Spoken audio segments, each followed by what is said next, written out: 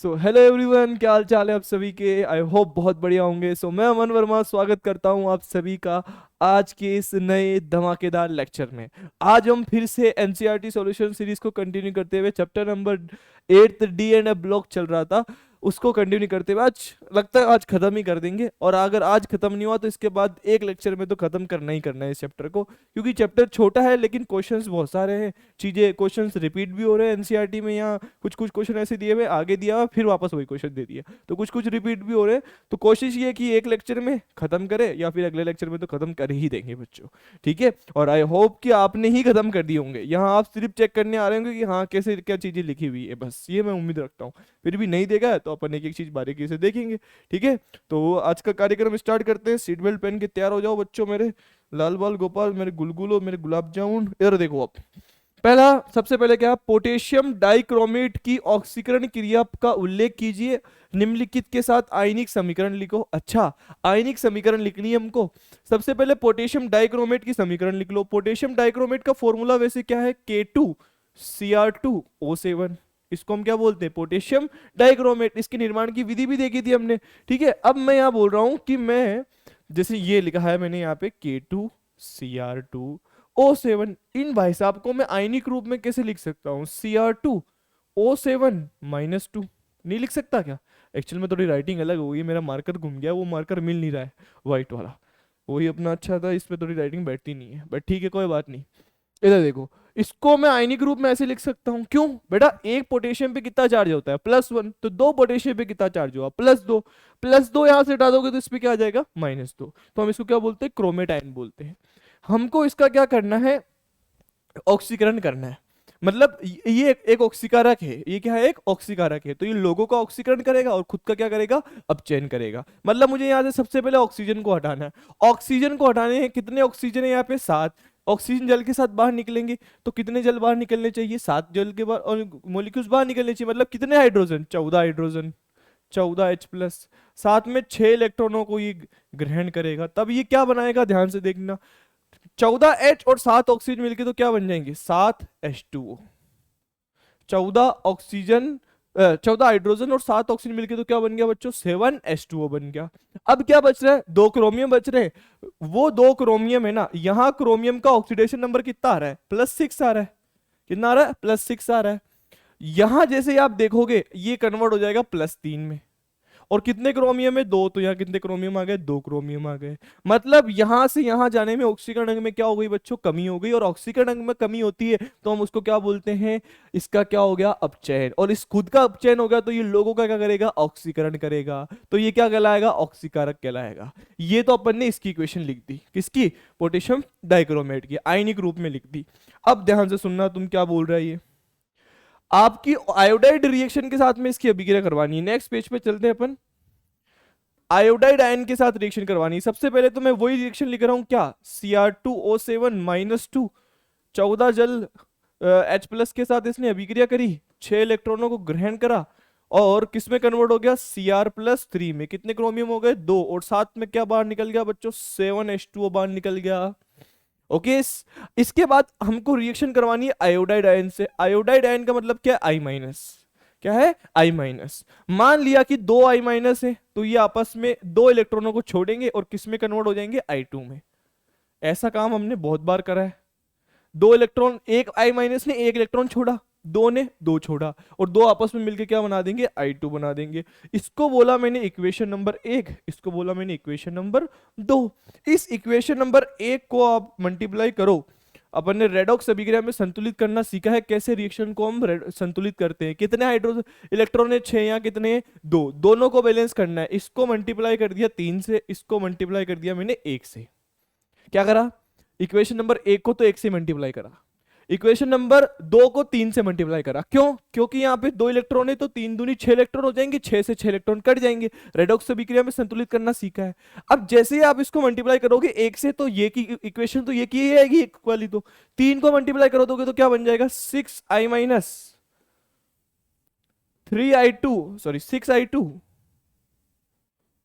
Plus 6 electron, 3 दूनी 6 electron बन जाएंगे। बोलो बच्चों, बात समझ आई क्या? और एक को एक से मल्टीप्लाई करा। अब मैं बोल रहा हूं कि ये समीकरण नंबर हो गई आपकी 3 और ये समीकरण नंबर हो गई 4। मैंने बेटा उसको एक को बना के ही लिख दिया डायरेक्ट। अब क्या कर रहे हैं, समीकरण 3 को जोड़ दो आप 4 के साथ। समीकरण 3 को किससे जोड़ दो, 4 के साथ। तो क्या होगा, देखना ध्यान से। जैसे ही आप इसको जोड़ोगे तो यहाँ 6 इलेक्ट्रॉन से 6 इलेक्ट्रॉन का कट जाएगा। काटना बहुत आसान है, तुम अच्छे से काट सकते हो। 6 इलेक्ट्रॉन से 6 इलेक्ट्रॉन काट दोगे। अब जो बच रहा है उसको जोड़ के लिख दो। क्या बच रहा है, Cr2O7 -2 प्लस 6I माइनस, फिर प्लस में 14H प्लस, और ये मिलकर आपको क्या दे रहे हैं, 2Cr+3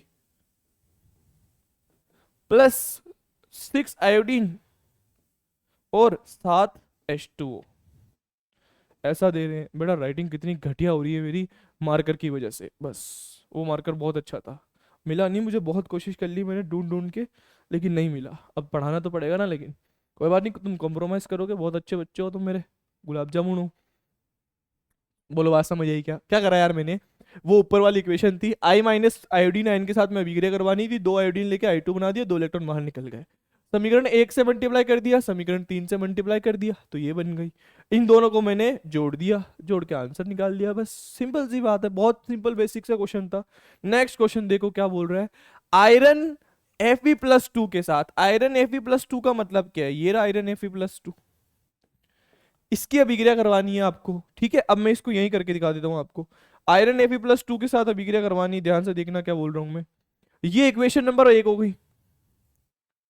इक्वेशन नंबर 2 क्या बनेगी, Fe+2 है बेटा, Fe+2 के साथ अभिक्रिया करवानी है। K2Cr2O7 तो ऑक्सीकारक है, ये लोगों का ऑक्सीकरण करेगा, खुद का अपचयन कर रहा है, खुद का अपचयन कर रहा है। इसका ऑक्सीकरण करने का मतलब क्या है, ये इसको +2 से किस में भेज देगा, +3 में भेज देगा, क्योंकि ऑक्सीकरण में इसकी क्या होगी, वृद्धि, जिससे इसका क्या हो रहा है, ऑक्सीकरण। तो K2Cr2O7 इसका ऑक्सीकरण करेगा, खुद का अपचयन कर रहा है। और ये ऐसा होगा, मतलब यहां से कितने इलेक्ट्रॉन बाहर निकलेंगे, एक, क्योंकि +2 से क्या जा रहा है, +3, मतलब एक इलेक्ट्रॉन बाहर निकल गया। इस इक्वेशन को मैंने बोल दिया समीकरण नंबर 2। अब क्या करो, इन दोनों अभिक्रियाओं को संतुलित करना है। यहां एक इलेक्ट्रॉन है, इसको मल्टीप्लाई कर दो 6 से, इसको मल्टीप्लाई कर दो 1 से। उससे क्या होगा, 6 इलेक्ट्रॉन तो यहां बच जाएंगे और 6 इलेक्ट्रॉन यहां हो जाएंगे। तो 6 इलेक्ट्रॉन से 6 इलेक्ट्रॉन का कट जाएगा, और कटने के बाद में इक्वेशन हमको जोड़कर लिख देनी है बच्चों। बोलो बात समझ आई क्या, हाँ सर। अब देखो क्या करना है, अब जोड़ के लिखो इनको। इक्वेशन 1 तो ऐसी की ऐसी, इसको ये क्या बन जाएगा, 6Fe+2 प्लस, मतलब एरो 6Fe3 प्लस 6 इलेक्ट्रॉन बन जाएगा। अब मैंने बोल दिया ये समीकरण नंबर 3 है और ये समीकरण नंबर 4 है। क्यों बेटा, इक्वेशन 1 को 1 से मल्टीप्लाई करोगे वही आएगा, उसको मैंने समीकरण 3 बोल दिया, इसको बोल दिया मैंने समीकरण 4। क्या करो, समीकरण 3 को जोड़ दो, किससे, 4 से। क्या बनेगा, 6 इलेक्ट्रॉन से 6 इलेक्ट्रॉन कट जाएंगे। और कुछ कट रहा है क्या, और किसी का नहीं कट रहा है, कटेगा तो सबका ही, मतलब यहां किसी का नहीं कट रहा है ना, सर नोटी हो रहे हो। Cr2O7 -2, साथ ही साथ में क्या बच रहा है यहाँ पे, 6Fe+2, और क्या बच रहा है, 14H+। अब ये मिलके क्या बना रहे, 2Cr+3 6Fe+2, sorry Fe+3 plus 7H2। ये आंसर आ जाएगा आपका। बस बहुत सिंपल है, कोई भारी भरकम वाला काम थोड़ी है, बहुत आसान है। ये गलत मत करना मेरी जान, बहुत आसान काम था ये। ठीक है, ये हुआ अपना क्वेश्चन नंबर 3 है, H2S। इसको यही सॉल्व कर देते अपन, H2S। अब ध्यान से देखना, मैं इसको मिटा के लिखता हूं यहाँ पे।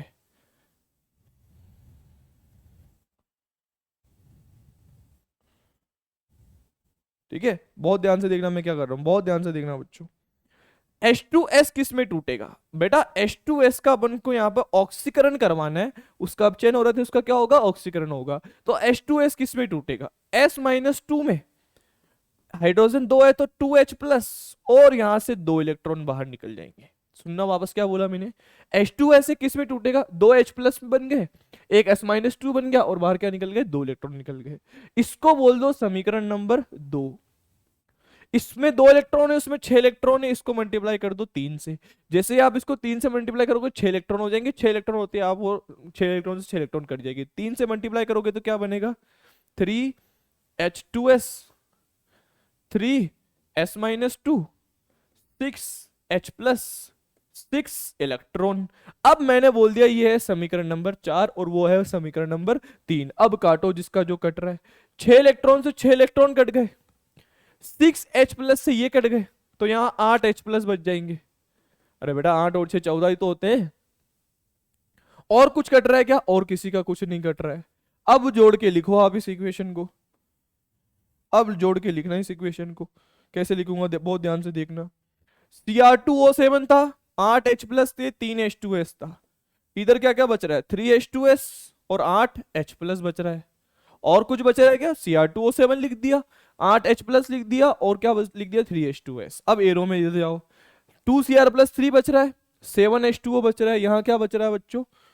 3S-2 बच रहा है। बस ये आपका इसके अंदर आंसर आ जाएगा। चेक कर लो एक बार, कोई गलती वलती तो नहीं हो गई, सब सही है ना बच्चों? देख लो बहुत ध्यान से। 8H+ आ गए, 3H2S आ गया, बहुत सही है, बहुत सही है, कोई लोड वाली बात नहीं है। तो आपकी ये 3 क्वेश्चन मैंने आपको कंप्लीट करवा दिए इस तरीके से। ठीक है, चलो अब आगे देखते हैं बच्चों, यहाँ चलते हैं। नहीं नहीं नहीं नहीं नहीं नहीं, सब सही है, सब सही है, सब सही है। ठीक है, 16वां क्वेश्चन देखो। पोटेशियम परमैंगनेट को बनाने की विधि का वर्णन करो। अम्लीय पोटेशियम परमैंगनेट किस प्रकार बनाया जाता है और इनकी इनसे अभिक्रिया करवानी है। सबसे पहले तो मैं ऐसा करता हूँ, नेक्स्ट पेज पे आपको मेथड ऑफ प्रिपरेशन बता देता हूँ। किसकी? केमेनोफोर की। ये किसकी बात कर रहा है बच्चों? केमेनोफोर। केमेनोफोर क्या है? पोटेशियम परमैंगनेट है, ऑक्सीडेशन नंबर +7 है। ये कैसा होता है? हल्का गुलाबी बैंगनी रंग का होता है। कलर क्यों आता है इसके अंदर? क्यों? LMCT के कारण, ligand to metal charge transfer. ये सब चीजें मैंने आपको नोट्स में लिखवा रखी है, वहीं से आपको ये सारी चीजें देख लेनी है। ठीक है, वहां पे केमेनोफोर के बारे में हमने ऐसा ऐसा पढ़ रखा था, इसके स्ट्रक्चर भी बना के देख रखा हमने। कोई भारी भरकम वाला काम बता नहीं रहा हूँ, ये सारी चीजें बहुत इंपॉर्टेंट है। केमेनोफोर नाम आते ही दिमाग में चमक जाना चाहिए, प्रबल ऑक्सीकारक है।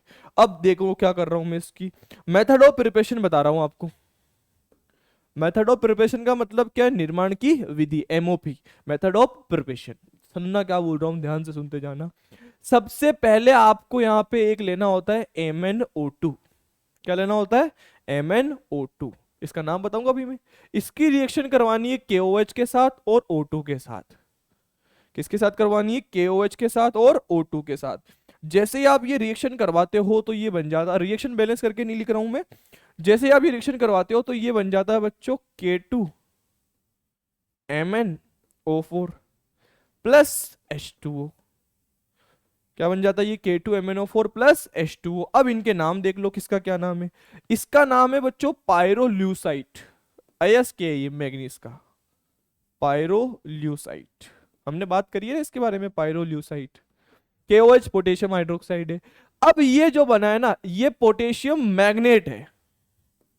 ये क्या बच्चों? पोटेशियम मैग्नेट है।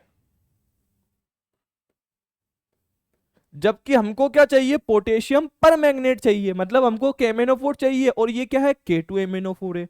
ये लैब मेथड वगैरह ही मैं आपको बता रहा हूँ, ये इंडस्ट्रियल मेथड बताऊंगा इसके बाद में आपको। बहुत सारे मेथड है, वैसे 3-4 मेथड लिखा है मैंने, जो बहुत इंपॉर्टेंट है वो मैं लिखवा रहा हूँ आपको।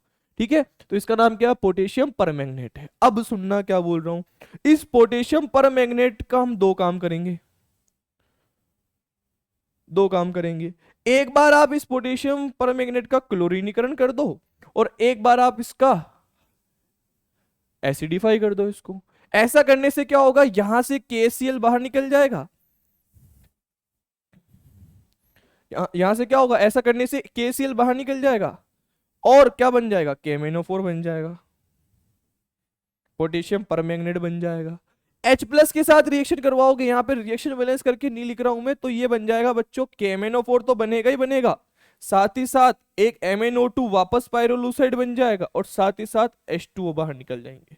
रिएक्शन बैलेंस करके नहीं लिख रहा हूं दादा, नोट्स में लिख चुका हूं। बैलेंस करना कोई बड़ी बात नहीं है, यू कैन डू दैट। ठीक है, तो यहां से क्लोरीनीकरण करा तो KMnO4 प्लस KCl बन गया, एसिडिफाई करा तो आपने KMnO4 plus MnO2 plus 7H2 बन गया। और ये रिएक्शन बहुत इंपॉर्टेंट है, क्योंकि ये असमानुपातन हो रहा है इसका, असमानुपातन हो रहा है इसका।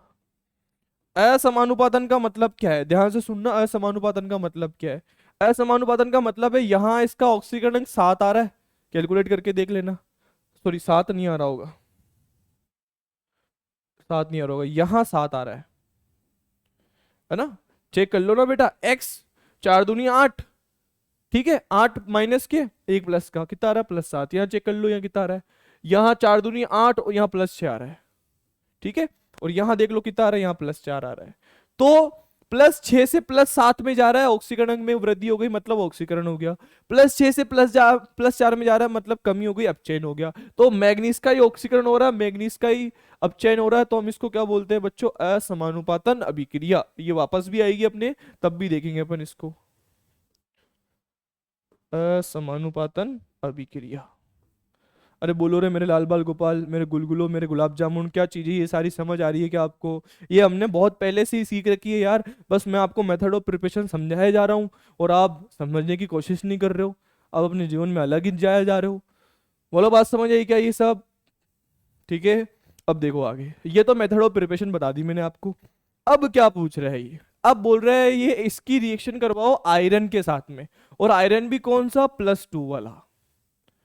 किसकी रिएक्शन करवानी है, KMnO4 की। आयनिक अभिक्रिया करवा दो, KMnO4 में से K को हटा दो और MnO4 माइनस को ले लो, बस। देखो एग्जाम बता देता हूं मैं यहाँ पे, KMnO4 को मैं लिख सकता हूं MnO4 माइनस, क्यों, K प्लस हट जाएगा यहाँ से। इसकी रिएक्शन किससे करवानी है, Fe+2 से, ठीक है, किसमें, अम्लीय माध्यम में। तो क्या होगा यहाँ से, जैसे ये रिएक्शन होगी ना, तो यहां से देखना क्या होगा, ये तो कन्वर्ट हो जाएगा Mn+2 में, ठीक है। Fe+2 किस में चला जाएगा, Fe+3 में, और कुछ जल का मॉलिक्यूल बाहर निकल जाएंगे। रिएक्शन कतई बैलेंस नहीं है बच्चों, बस ये देखो, ये ऑक्सीकारक है ना, तो इसका ऑक्सीकरण होगा, सॉरी इसका अपचयन होगा, और ये Fe+2 को किसमें क्या कर देगा, ऑक्सीकृत कर देगा, किसमें, +3 में। और खुद क्या हो जाएगा, रिड्यूस हो जाएगा। खुद कैसे रिड्यूस हो गया, यहाँ इसका ऑक्सीडेशन नंबर +7 आ रहा है, वहां पे +2 आ रहा है, ऑक्सीकरण में कमी हो गई, खुद रिड्यूस हो गया, और Fe+2 को ऑक्सीडाइज कर दिया, Fe+3 में ऑक्सीडेशन हो गया इसका। बोलो बच्चों बात समझ आई क्या? बहुत सिंपल सी चीज है ये, एक इक्वेशन लिखी है मैंने, कोई भारी भरकम वाला काम इसमें मैंने नहीं करा है। अब सुनो, SO2 के साथ रिएक्शन करवानी है, तो MnO4 माइनस की रिएक्शन जब आप किससे करवाओगे, SO2 से, जलीय माध्यम में, तो क्या होगा, ध्यान से देखना, Mn+2 कन्वर्ट हो जाएगा, H+ कन्वर्ट हो जाएंगे, और साथ में SO4 का ऑक्सीडेशन हो जाएगा, SO2 का किसमें, SO4-2 में ऑक्सीडेशन हो जाएगा। फिर से यहाँ खुद का रिडक्शन हुआ है, SO2 का ऑक्सीडेशन हुआ है। कैसे, दो ऑक्सीजन जुड़ गए, ऑक्सीजन का योग क्या कहलाता है, ऑक्सीकरण कहलाता है, सीधी सी बात है। ऑक्जेलिक अम्ल से करवाओ, MnO4 माइनस की रिएक्शन किससे करवानी है, ऑक्जेलिक अम्ल से।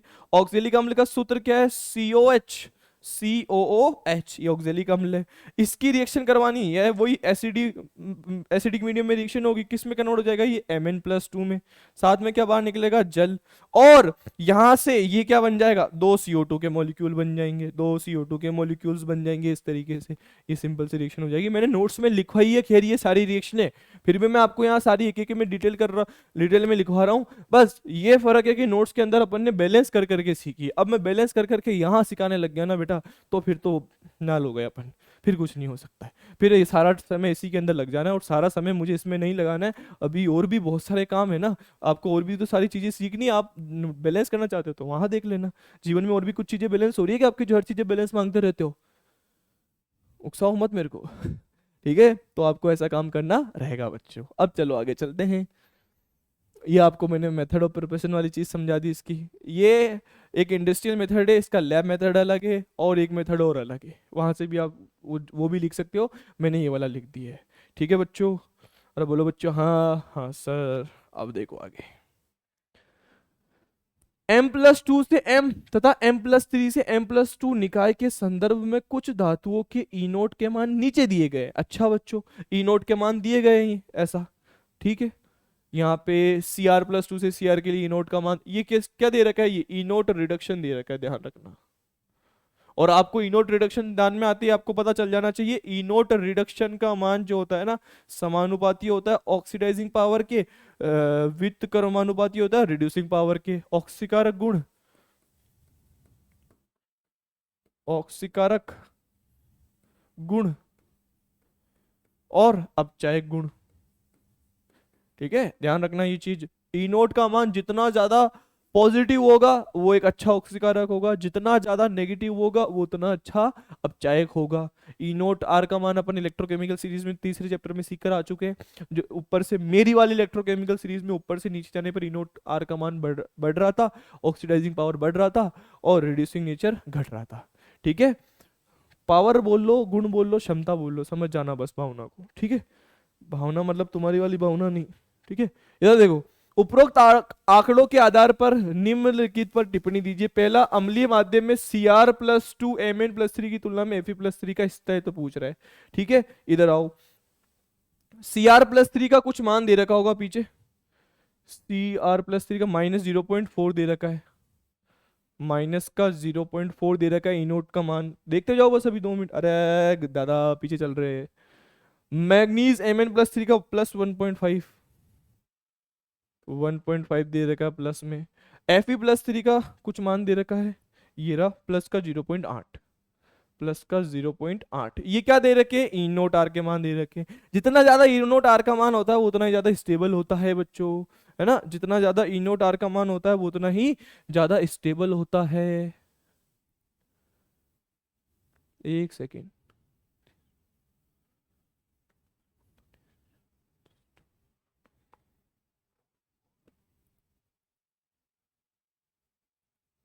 ठीक है, रुको रुको रुको जरा, सबर करो, सबर करो भाई, सबर करो। ठीक है, all is well, all is well, all is well. इधर देखो, ये होगा अपना काम। अब सुन लो, जितना ज्यादा इनोटार का मान है उतना ही ज्यादा स्टेबल होता है। अब यहाँ पे इनोटार के मान से कंपेयर कर लो, आप पहले का आंसर लिख रहा हूं मैं, इनोटार के मान से कंपेयर कर लो। इसके इनोटार का मान सबसे ज्यादा किसका है, Mn+3 का, तो Mn+3 सबसे ज्यादा स्टेबल होगा। उसके बाद कौन आ रहा है, Fe+3 आ रहा है, और उसके बाद कौन आ रहा है बच्चों, क्रोमियम+3 आ रहा है। बस कुछ नहीं करा, इनोटार का मान दिखा, जिसका इनोटार का मान ज्यादा है वो ज्यादा स्टेबल है, उसका ऑक्सीडाइजिंग पावर उतना ही ज्यादा है, उसका रिड्यूसिंग नेचर उतना ही कम है। बस ये चीजें तो ध्यान रखनी है। इसका 1.5 है तो ये सबसे ज्यादा, फिर Fe+2, फिर Cr+3, क्रोमियम वाला आ जाएगा। बोलो बात समझ आई क्या? कोई भारी भरकम चीज सिखा दी क्या मैंने तुमको? कोई भारी भरकम चीज नहीं सिखाई है, कोई रॉकेट साइंस थोड़ी है।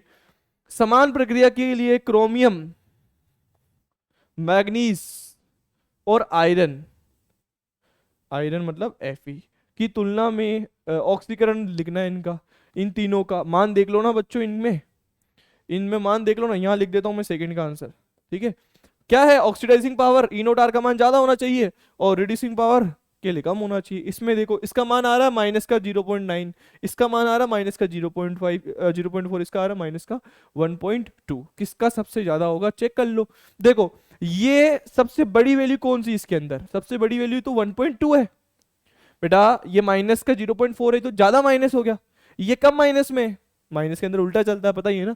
तो 1.2 वाला सबसे ज्यादा आ जाएगा, Mn+2 वाला जो है वो सबसे ज्यादा होगा। रिड्यूसिंग नेचर उसका, ऑक्सीडाइजिंग नेचर लिख रहा हूं मैं। ठीक है, 1.2 के बाद कौन आएगा, -0.9 वाला Cr+2 आएगा।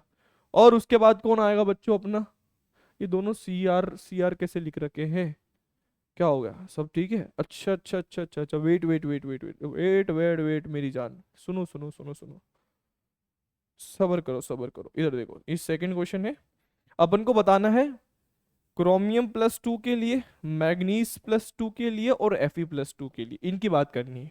तो ये रहा क्रोमियम+2 वाला, ये रहा मैग्नीज+2 वाला, और ये रहा Fe+2 वाला। इन तीनों के मान चेक करना है अपन को। इसका आ रहा है -0.4 और इसका आ रहा -0.9, और मैग्नीज+2 की जा रहा -1.2। ये चेक करना अपन को बस। सबसे ज्यादा तो ये होगा Mn+2, ठीक है, और Mn+2 के बाद में 1.2 के बाद में वैल्यू आ रही है वो वाली, तो ये आ जाएगा Cr+3, और फिर आ जाएगा Fe+2 आ जाएगा, Cr+2 आ जाएगा। ये ऑर्डर आ जाएगा इसका।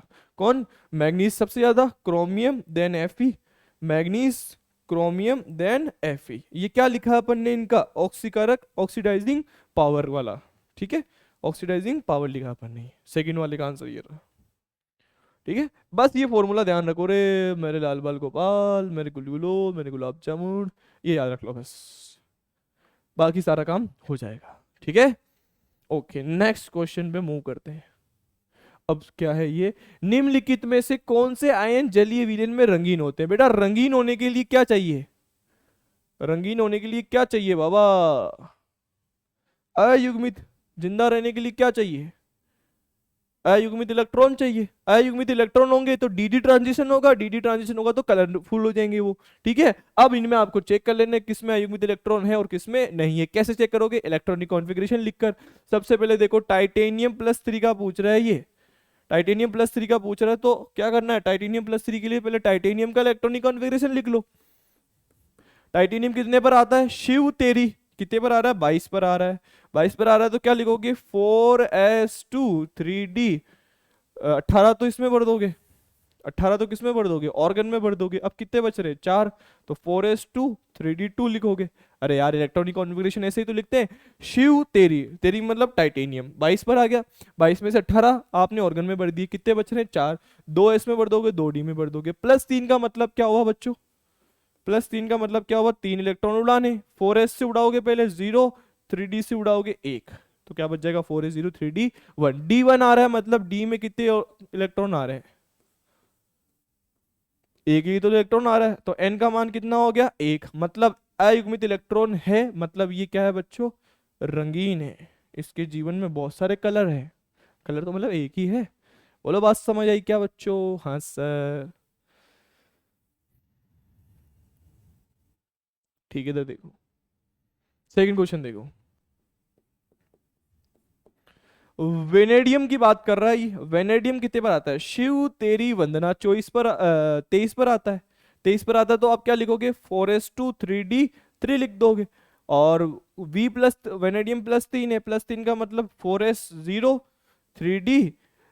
3 उड़ाने, 2 यहाँ से उड़ा दिए, 1 यहाँ से उड़ा दिया, 2 बच गया। तो यहाँ पे n का मान कितना आ जाएगा? अब 2 आ जाएगा। मतलब ये भी क्या है बच्चों? रंगीन है। इसके भी जीवन में खुशियां है, इसके भी जीवन में कलर है, बस तुम्हारे ही जीवन में नहीं है। तुम्हारे जीवन में तो प्यार है जो कि लूटा जाएगा एक दिन। मैंने बताया ना हर बार। देखो एक शायरी बता देता हूँ मैं तुमको इसमें। छोड़ो यार, याद नहीं आ रही बाद में देखेंगे, लास्ट में देखेंगे। तीसरा देखो बच्चों, तीसरा देखो, Cu+ की बात कर रहा है ये। Cu+ का मतलब क्या है? पहले कॉपर का देखो। कॉपर कितने पर आता है मेरी जान? कॉपर आता है 29 पर। कॉपर कितने पर आता है? 29 पर। क्या लिखोगे? 4s1 3d10, क्योंकि ये एक्सेप्शन है। कॉपर +1 का मतलब क्या हुआ? 4s0 3d10, और 3d10 का मतलब n का मान 0। n का मान 0 मतलब ये क्या हो गया? रंगहीन। इसके कलर कोई कोई भी कलर नहीं होता। ये कैसा होता है? रंगहीन होता है। कैसा होता है?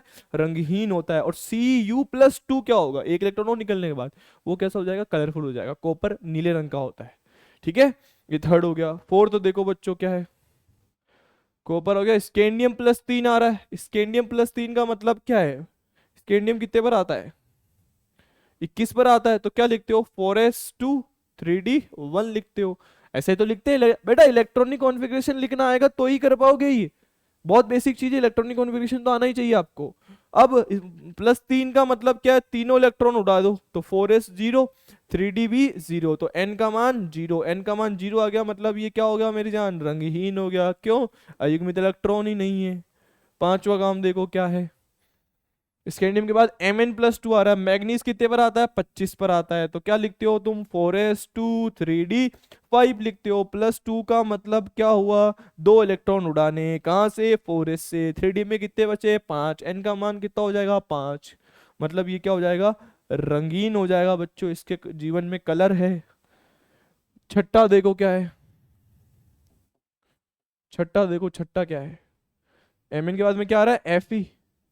शिव तेरी वंदना करे मन। 26 पर आ रहा है ये 26 पर आ रहा है। तो क्या लिखोगे? 4s2 3d6 लिख दोगे। क्या लिख दोगे? 4s2 3d6 लिख दोगे। +3 का मतलब 3 इलेक्ट्रॉन उड़ा दो, तो क्या बचेगा? 4s0 3d5 बचेगा। तो n का मान फिर से कितना आ जाएगा?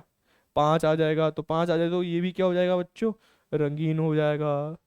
बस इलेक्ट्रॉनिक कॉन्फ़िगरेशन लिखना है, इलेक्ट्रॉनिक विन्यास पता करना है। इलेक्ट्रॉनिक विन्यास पता करके इलेक्ट्रॉन उड़ाओ। इलेक्ट्रॉन उड़ा के चेक कर लो अयुग्मित इलेक्ट्रॉन है या नहीं है। बहुत सिंपल क्वेश्चन है, बहुत बेसिक क्वेश्चन है ये तो। ठीक है, आगे देखो सातवां क्वेश्चन। कोबाल्ट। कोबाल्ट Fe के बाद में कौन आता है? शिव तेरी वंदना करे मन फी को। 27 पे ये आ रहा है। कोबाल्ट कितने पर आ रहा है? 27 पर आ रहा है। तो क्या लिखोगे? 4s2 3d7, +2 का मतलब 3d7 आ रहा है।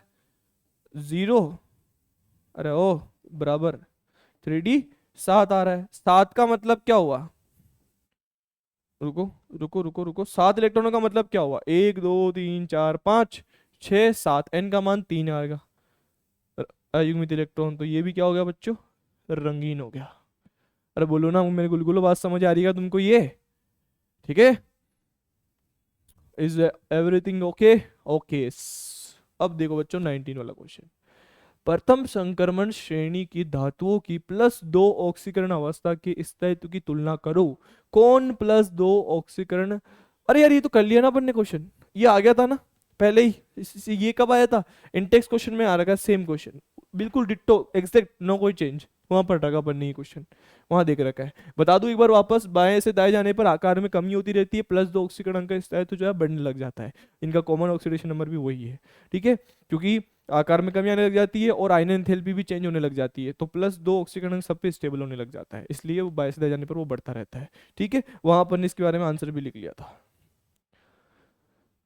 अब देखो क्या है, निम्नलिखित के संदर्भ में लैंथेनोइड एवं एक्टेनोइड के रसायन की तुलना करो। मतलब हमको लैंथेनोइड की कंपैरिजन करना है और एक्टेनोइड का कंपैरिजन करना है, कर देंगे, कोई बड़ी बात थोड़ी है। लैंथेनोइड और एक्टेनोइड तो हमने दिल में बसा रखे थे, दिल में बसा रखे थे, मतलब इनके बारे में ना तो हमने बहुत पढ़ा था, ठीक है। अब सुनना कैसे क्या पढ़ना है इसके बारे में, देखते जाओ बस जीवन में।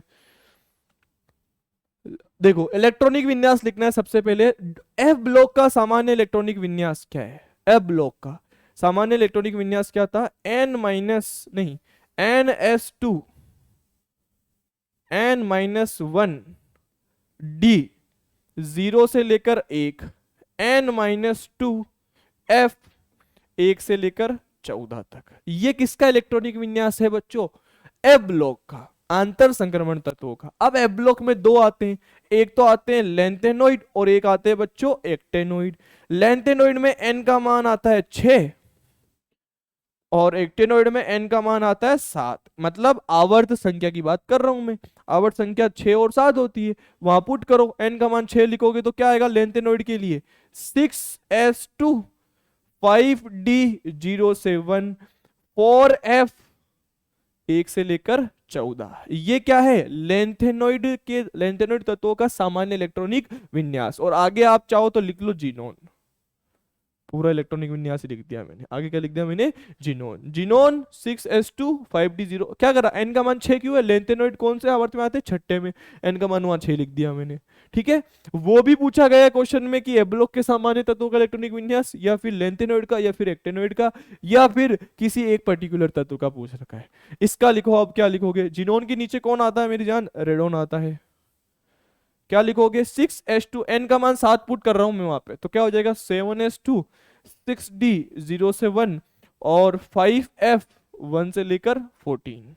ये इनका क्या आ जाएगा बच्चों, इलेक्ट्रॉनिक विन्यास आ जाएगा। बोलो रे मेरी जान, समझ आई क्या, क्या चीज बोली मैंने, ये बोलो, बात समझ आई क्या। 7s वाला ये सारा काम, ये सामान्य इलेक्ट्रॉनिक विन्यास है, और ये लेंथेनोइड का और ये एक्टेनोइड का सामान्य इलेक्ट्रॉनिक विन्यास है, ठीक है। अब देखो क्या बोल रहा है, परमाणविक की आयनिक आकार। अरे बेटा अपन क्या बोल के आए थे, लेंथेनोइड संकुचन ज्यादा होता है या एक्टेनोइड संकुचन ज्यादा होता है, लेंथेनोइड संकुचन ज्यादा होता है या फिर एक्टेनोइड संकुचन ज्यादा होता है। ऑब्वियसली बात है, हम बात करके आए थे, हमको पता है किसका ज्यादा होता है, एक्टेनोइड संकुचन ज्यादा होता है। क्या होता है, एक्टिनोइड संकुचन ज्यादा होता है, क्योंकि इसमें 5f14 इलेक्ट्रॉनों का दुर्बल परिरक्षण प्रभाव है, इसमें 4f14 इलेक्ट्रॉनों का दुर्बल परिरक्षण प्रभाव है, और ज्यादा दुर्बल परिरक्षण प्रभाव किसका होता है, 5f का। तो इसमें प्रतिकर्षण कम है, आकर्षण ज्यादा, आकर्षण ज्यादा तो इसका आकार छोटा हो जाता है एज कंपेयर टू लेंथेनोइड्स। ये परमाणु का आकार, ऐसी कैसी बात हम किस में कर लेंगे, आयनिक आकार में कर लेंगे, ठीक है।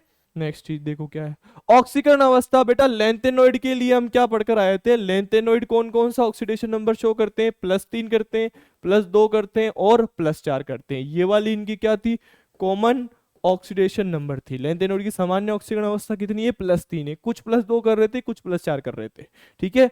और एक्टेनोइड जो है ना वो क्या करते हैं, एक्टेनोइड सीरीज में क्या होता है, +2 से लेकर,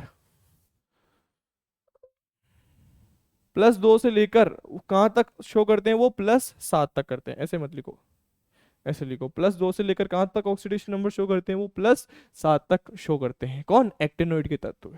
रासायनिक अभिक्रियाशीलता देखो, लैंथेनोइड का कॉमन ऑक्सीडेशन नंबर क्या है? +3 है।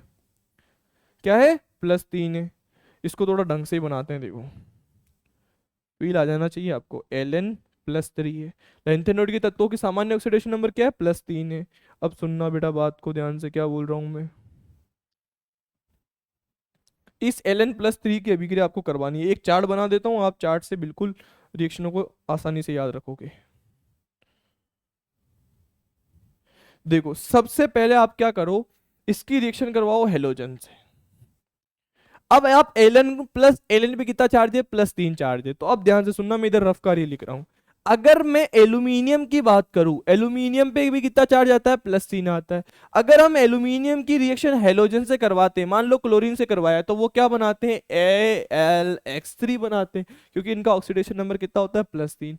तो हेलोजन से करवाओगे तो ये क्या बनाएंगे? LnX3 बनाएंगे। बोलो भारी भरकम काम है क्या कुछ?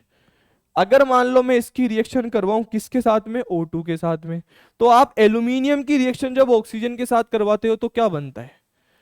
एल्यूमिनियम की रिएक्शन ऑक्सीजन के साथ करवाते हो तो क्या बनता है? Al2O3 बनता है। तो Ln की रिएक्शन करवाओगे तो ये क्या बनाएगा? Ln2O3 बनाएगा।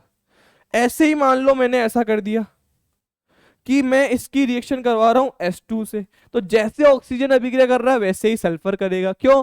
ऑक्सीजन का ऑक्सीडेशन नंबर -2, सल्फर का भी -2, ऑक्सीजन के नीचे सल्फर आता है। तो ये क्या लिखेंगे अपन इसको? Ln2S3 लिखेंगे। अगर मान लो मैं इसकी रिएक्शन किससे करवा रहा हूं? H+ से मान लो मैं करवा देता हूं नाइट्रोजन के साथ में। तो जब एल्यूमिनियम की नाइट्रोजन के साथ अभिक्रिया होती है तो क्या बनता है? एल्यूमिनियम की नाइट्रोजन के साथ अभिक्रिया होती है तो क्या बनता है? Aln बनता है। तो यहाँ क्या बन जाएगा? Ln बन जाएगा। अगर मैं कार्बन के साथ में करवाऊं इसकी अभिक्रिया, अगर मैं इसकी रिएक्शन कार्बन से करवाऊंगा तो ये क्या बनाएगा? Ln लैंथेनोइड कार्बन बन जाएगा ये। बोलो बात समझ आई क्या बच्चों? LnC2 सॉरी, लैंथेनोइड कार्बाइड बन जाएगा। अगर मैं इसकी रिएक्शन करवाऊं अम्ल के साथ, HX के साथ, या H2O के साथ करवा देते हैं, H2O के साथ करवा देते हैं, तो क्या बनेगा? LnOH का होल थ्राइस बन जाएगा। क्यों? क्योंकि जब हम एल्यूमिनियम की रिएक्शन जल से करवाते हैं ना, तो वो क्या बनाता है? AlOH का होल थ्राइस। तो यहाँ पे क्या बनेगा? LnOH का होल थ्राइस बन जाएगा। कोई भारी भरकम काम नहीं है, जैसे एल्यूमिनियम की रिएक्शन करवाइए वैसे ही ऑक्सीजन की रिएक्शन करवाइए। अगर मान लो मैं अम्ल के साथ अभिक्रिया करवाऊं इसकी, तो अम्ल के साथ करवाओ, मान लो HCl से करवा दी मैंने, तो ये क्या बन जाएगा? LnCl3 प्लस हाइड्रोजन गैस बाहर निकल जाएगी ऐसे।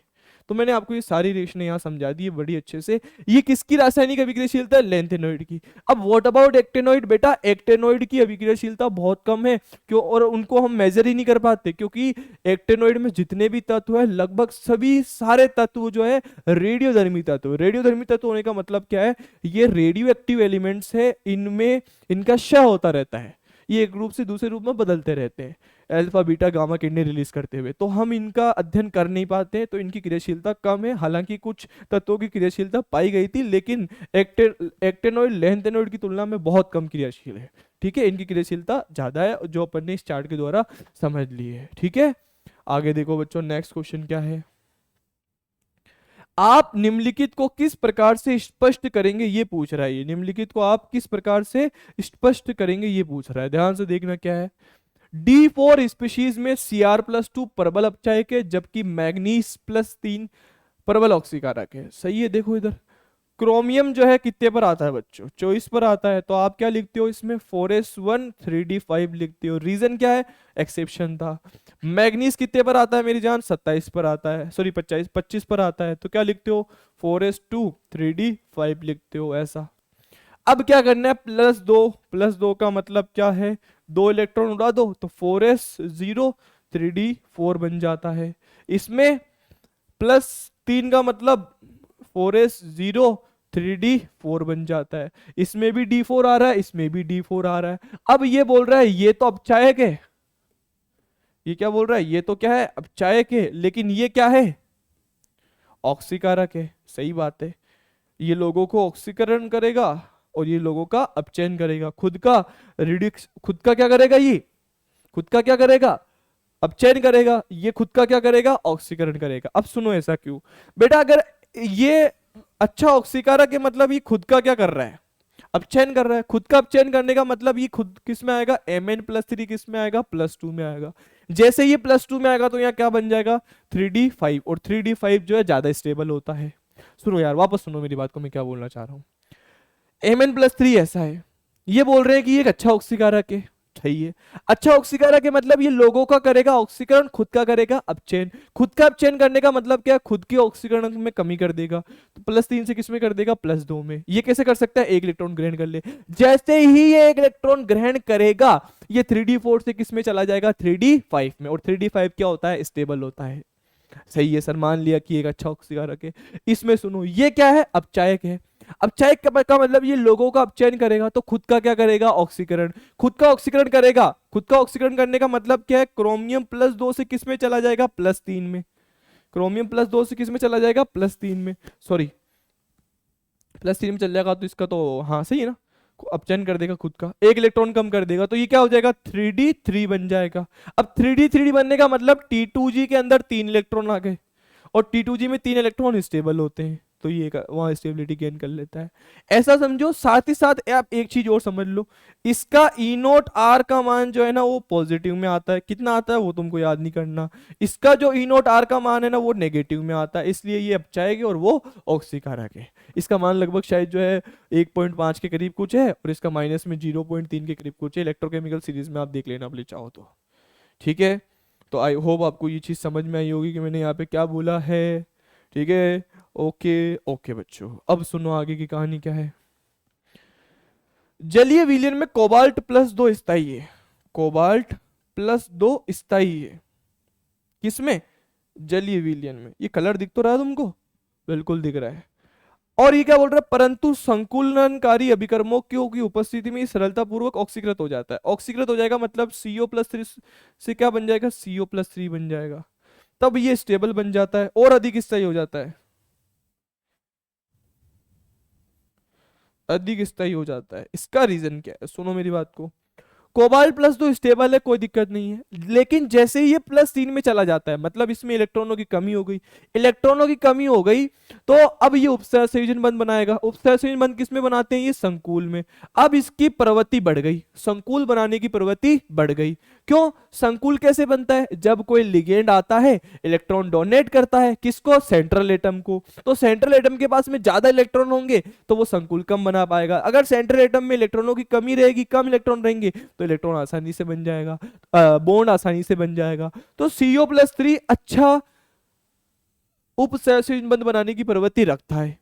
क्यों, क्योंकि इसमें +3 है, इसमें +2 है, मतलब एक इलेक्ट्रॉन ज्यादा है, तो इसमें अच्छा बॉन्ड नहीं बन पाता। उपसहसंयोजन बन तो जाएगा, बन तो जाएगा, लेकिन इसके कंपैरिजन में कम बनेगा। समझ में आई बात क्या बोला मैंने, तो यहाँ पर ही ज्यादा स्टेबल हो जाता है, ठीक है।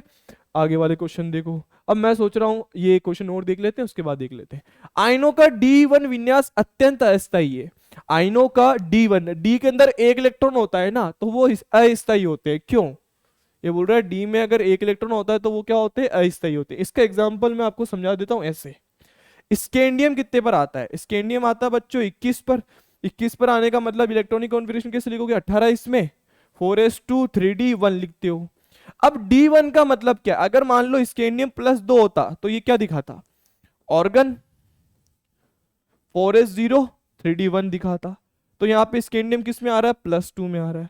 अगर ये स्कैंडियम +3 में आता तो ये क्या दिखाता, ऑर्गन 4s0 और 3d0। तो ये क्या बन जाता है, स्कैंडियम +3। इन दोनों में से कौन ज्यादा स्टेबल है, ये स्टेबल है। और इसका रीजन क्या है बेटा, सिर्फ और सिर्फ क्या बच रहा है, ऑर्गन बच रहा है। ऑर्गन जो है, ऑर्गन गैस खुद में ही स्टेबल है, तो उसका इलेक्ट्रॉनिक विन्यास कर लिया तो ये भी स्टेबल हो गया। D1 से D0 जाना बहुत आसान है क्योंकि स्टेबिलिटी बढ़ जाती है, इसलिए D1 अस्थायी है, ठीक है। आपको ये चीज भी समझ आई होगी। अब आपको हम जाते जाते आपका कर देते हैं बच्चों, थैंक यू। अब हम बाकी जो चीजें हैं वो पढ़ेंगे नेक्स्ट क्लास के अंदर, ठीक है। नेक्स्ट क्लास में हम इस चैप्टर को शायद खत्म ही कर देंगे। तब तक के लिए आपका बहुत बहुत धन्यवाद कि आपने इतनी देर हमसे पढ़ाई की। नेक्स्ट वीडियो में मिलते हैं, तब तक के लिए बाय बाय, धन्यवाद। पढ़ते रहिए, मजे करते रहिए।